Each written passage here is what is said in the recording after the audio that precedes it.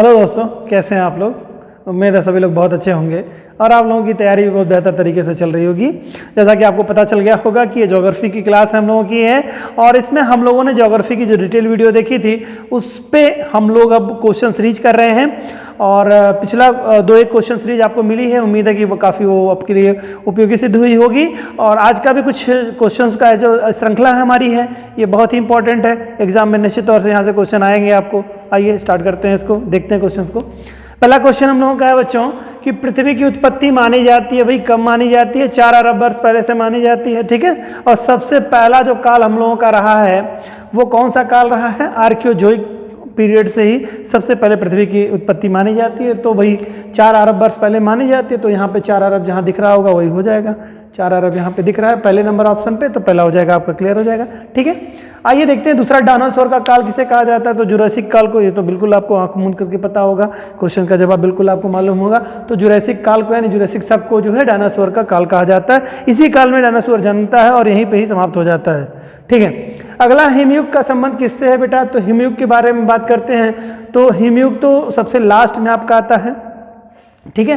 Pleistocene काल में आपका देखते हैं हिमयुग का काल होता है। यहाँ पे सारे हिमयुग यहीं पे वो होते हैं आपके ना, यहाँ पर हो जाएगा आपका ऑप्शन ए हो जाएगा, ठीक है। अगला है आर्कियोजोइक महाकल्प की अवधि जो है कितने वर्ष तक मानी जाती है? तो सबसे पहला रहता है लगभग 1.5 अरब वर्ष तक ये इसका काल पीरियड रहता है।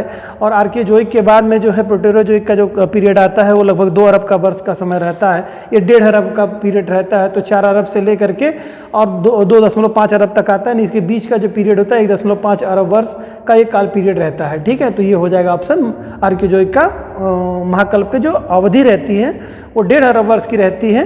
तो 1.5 अरब वर्ष जो है इसके 4 अरब से लेकर के 2.5 अरब वर्ष के मध्य का जो पीरियड रहता है वो ये पीरियड हो जाएगा आपका। और बृहद हिमालय फिर हिंद महासागर और अटलांटिक महासागर किस काल में आपका हुए हैं?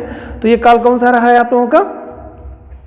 आपका ओलिगोशीन काल में हुए हैं। ये सारी चीजें आपकी बनी हैं, ठीक है। तो ओलिगोशीन काल है आपका। इसमें आप देखेंगे कि निम्नलिखित घटनाओं में से पृथ्वी की उत्पत्ति होने के कालक्रम की व्यवस्थित कीजिए। तो भाई देखिए, सबसे पहले का जो पीरियड रहता है वो कवच वाले जीवों का पीरियड रहता है, सबसे पहला काल रहता है। दूसरा रहता है कीट वाला जो पीरियड रहता है इनका रहता है। फिर इसके बाद में आपका क्रम देखेंगे तो पहला सरीसृप रहता है, इसके बाद में आपका पहला स्तनधारी जीव आता है। तो ये ऑप्शन सी आपका हो जाएगा करेक्ट आंसर, ठीक है। दूसरा है कि निम्नलिखित में से किन घटनाओं ने जीवों के विकास को प्रभावित किया? तो जीवों के विकास को प्रभावित करने वाला जो सबसे महत्वपूर्ण रहा है तो हिमानी चक्र यानी कि हिमयुग वाला जो पीरियड रहा है ये तो रहा ही है।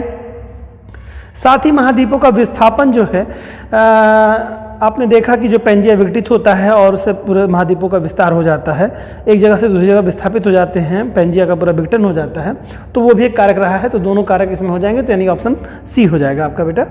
अगला क्वेश्चन है, पृथ्वी पर मूलतः एक ही विशाल खंड था जिसे हम लोग क्या कहते थे? तो पेंजिया कहते थे, आपको मालूम है, ठीक है। सागर का नाम जो है आपका पैथालासा जो आपका महासागरीय हिस्सा हुआ करता था, ठीक है। अगला क्वेश्चन है, पृथ्वी पर जीव के प्रादुर्भाव के प्रथम जीवाश्म के साक्ष्य जो हम मिलते हैं वो लगभग कितने वर्ष पहले मिलते हैं हम लोगों के? तो उसमें आप लोग देखेंगे तो लगभग 3.5 बिलियन वर्ष पूर्व ये जो आपका पीरियड है ये आपका हो जाएगा आंसर आपका, ठीक है। देन इसके बाद में आप देखें कैम्ब्रियन युग से आप लोग देखते हैं कि सारी चीज़ों की स्टार्टिंग होती है। प्री कैम्ब्रियन युग, तो उसके पहले के दोनों कालों को प्री कैम्ब्रियन युग कहा जाता है। ये जो पीरियड रहता है कि पृथ्वी पे जो जीवों की उत्पत्ति होती है कैम्ब्रियन काल से ही होती है। तो कैम्ब्रियन काल का जो पीरियड आपका चलता है उसके बाद के पीरियड में ये सारी चीज़ें आती हैं लगभग, ठीक है। अगला क्वेश्चन है, निम्न में से किस काल में को मत्स्य युग के नाम से जाना जाता है? तो बेटा डिवेनियन शक को जो मत्स्य युग के नाम से जाना जाता है, ये आप लोग डिटेल वीडियो में देख लीजिए, बहुत अच्छी तरीके से हम लोगों ने इस पर चर्चा की हुई है, तो ज़्यादा चर्चा करने का यहाँ कोई मतलब नहीं बनता है। जिन बच्चों ने नहीं देखा है तो कृपया करके जा करके देखना चाहें तो देख सकते हैं। अगला है उभयचरों का या बड़े बड़े वृक्षों वाले जीवों का जो पीरियड कहा जाता है वो कौन सा पीरियड रहता है आप लोगों को? कार्बोनिफेरस काल का पीरियड जो रहता है वो उभयचरों और बड़े वृक्षों वाले जीवों का काल रहता है। अगला क्वेश्चन है बच्चों कि पैलियोजोइक या प्रथम युग को कितने शकों में बांटा गया है? बेटा तो 6 शक है, इसमें 6 शकों में बांटा गया है इसका, ठीक है, ये आपको पता होगा। किस शक में समुद्र में जीवों का प्रादुर्भाव स्थल पर हुआ था? तो सिल्यूरियन शक में हुआ था बेटा, सिल्यूरियन काल में हुआ था। ऑप्शन ए में है सिल्यूरियन, बिल्कुल करेक्ट आंसर हो जाएगा। फिर अगला क्वेश्चन है, कौन सा काल मानव की उत्पत्ति से संबंधित है? तो इसमें मानव की उत्पत्ति जो है प्लियोशीन काल में हुई थी बच्चों। प्लियोशीन पहला काल हो जाएगा, इसमें पहला जो दे रहा है प्लियोशीन वो हो जाएगा करेक्ट आंसर आपका। और देन इसके बाद में कह रहा है निम्न में से किस युग को मानव युग एवं रेंगने वाले जीवों का काल कहा जाता है। दो क्वेश्चन इसमें पूछा है, तो मानव युग जो है होलोसीन काल को कहा जाता है, ठीक है, मानव युग इसमें कहा जाता है। उत्पत्ति जो मानव की हुई थी वो प्लियोशीन काल में हुई थी, लेकिन युग की बात करेंगे तो होलोसीन युग में मानव का युग कहा जाता है। और रेंगने वाले जीवों का जो काल हुआ था, जन्म हुआ था, या रेंगने वाले जीवों का जो काल कहा जाता है वो ट्रियोसिक काल को कहा जाता है। तो ये ऑप्शन हो जाएगा, option number A correct answer हो जाएगा तो 15 का। और एक चीज और देख लीजिए बच्चों कि ये क्वेश्चन एक यहाँ पर बृहद हिमालय और हिंद महासागर और अटलांटिक महासागर के बारे में बात कर रहा है, तो हो जाएगा योशीन काल में। तो ओलिगोशीन का जो बात कर रहा है, ओलिगोशीन में इसका बृहद हिमालय का और आगे बाकी से डिटेल हो पाया था, ठीक है। तो इस नाते ये आंसर आपका यहाँ पर ए नहीं होगा, सॉरी, ये बी आंसर होगा, योशीन काल हो जाएगा यहाँ पर, जिसमें हुआ था। तो उसमें बृहद हिमालय की उत्पत्ति शुरू हो गई थी, हिंद महासागर और अटलांटिक महासागर का विकास हो चुका था, ठीक है। और इसके आगे चलने के बाद में बृहद हिमालय जो हमारा हुआ था वो ओलिगोसीन काल में पूर्ण रूप से विकसित हो पाया था, मतलब पूर्ण रूप में अपने स्वरूप में आ पाया था, ठीक है। अगला क्वेश्चन है एल्निडा और आर्थ्रोपोडा पेरिपेट्स जिसे कहा जाता है, दोनों को संयुक्त रूप से जंतुओं का जीवाश्म किस काल की चट्टानों में पाया जाता है। तो आप देखेंगे इसमें से सेल्यूरियन है, कैम्ब्रियन है और तो कार्बोनिफेरस है, इसमें कैम्ब्रियन शक हो जाएगा बेटा, ठीक है, ऑप्शन ए हो जाएगा आपका बिल्कुल करेक्ट आंसर। और इसके बाद में हलचलों के बारे में कह रहा है तो बिल्कुल आपको पता ही होगा कि हलचलों के बारे में चर्नियन हलचल जो है किस काल में हुई, प्री कैम्ब्रियन युग में हुई थी, तो बिल्कुल इसमें आपको सोचने की जरूरत ही नहीं। कैलेडोनियन हलचल जो है सिल्यूरियन काल में हुई थी। इसके बाद में हर्सिनियन हलचल के बारे में अगर बात करेंगे आप लोग तो इसका हो जाएगा हर्सिनियन पर्मियन काल में हुई थी। और अल्पाइन पर्वतीकरण जो है क्रिटेशियस शक में हुई थी। तो इसका जो कूट बन रहा है वो आप देख लीजिए, इसमें से ऑप्शन ए बन रहा है आपका, कूट ए हो जाएगा, क्लियर हो जाएगा आंसर आपका। फिर अगला कह रहा है निम्नलिखित प्लेस्टोसीन युग में उत्तरी अमेरिका में 4 प्रमुख हिमयुग कौन से शामिल नहीं है। तो नेब्रास्कन जो है ये था, कंसान था ये भी था, विस्कॉन्सिन था ये भी था, और ये मेंडेल जो है ये तो यूरोप के वाला है, इसमें नहीं था ये, ठीक है। तो ये गलत हो जाएगा आपका।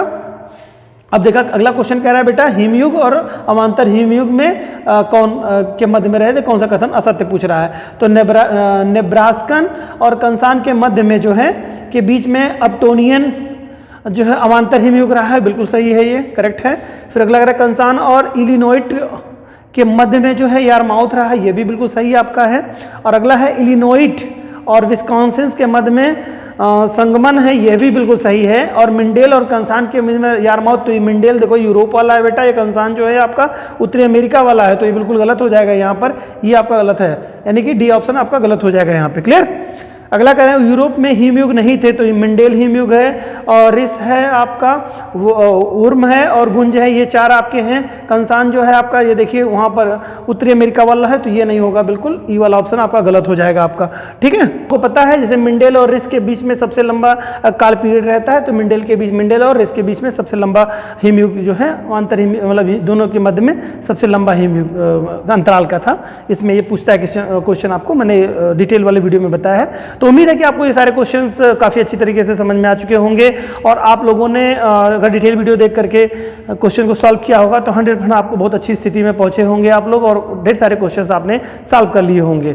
आशा करता हूं बेटा ये आपके एग्जाम के पॉइंट ऑफ व्यू से काफ़ी आपकी हेल्प करेगा, और आपकी एक समझ विकसित जो टॉपिक है उस पर एक अच्छी समझ आपकी विकसित हो चुकी होगी। मिलते हैं दोस्तों नए वीडियो में, तब तक के लिए जय हिंद।